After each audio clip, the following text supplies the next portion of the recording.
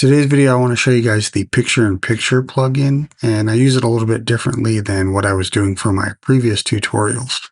So we jump over to Resolve here. I actually have a couple of screen captures going. One is this, where it's just the entire DaVinci screen, and the other one is just a full screen capture of my webcam.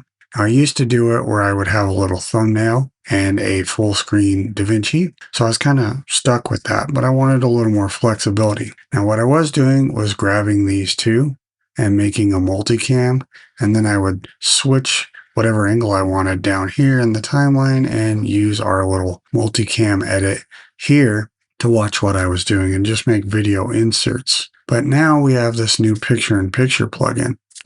So on the timeline here, we have the voiceover shot, and below that we have the full screen. So if I shut this top clip off, you could see it's the same two clips. So let's say right here's where I wanted to cut to the actual screen. I can make a cut in the clip, leaving this alone. And then on the second clip here, if I hit Shift Space, we can choose this picture-in-picture. That applies to our clip. And as you can see, we get a little thumbnail that in the corner. Now it is adjustable and it is clip wide, so you have some options like zooming the content in and out and panning it, position in case you need to move it around within your screen or you like it on the other side. You can actually do some rounding here. You can do rotation and opacity. You can add a border if you like one of those and maybe a little more opaque, however you like.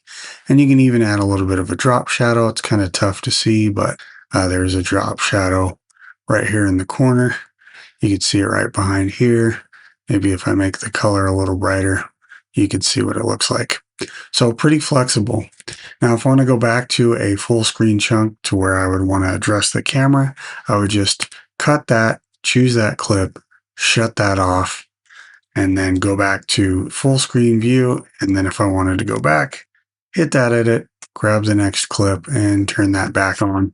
I usually only do that a few times through my tutorials because we're focusing on DaVinci, but this new picture-in-picture plugin works pretty well.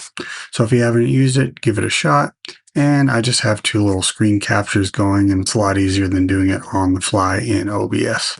All right, I hope that helps. If you found that helpful, consider giving me a like and subscribe. It always helps. And until the next video,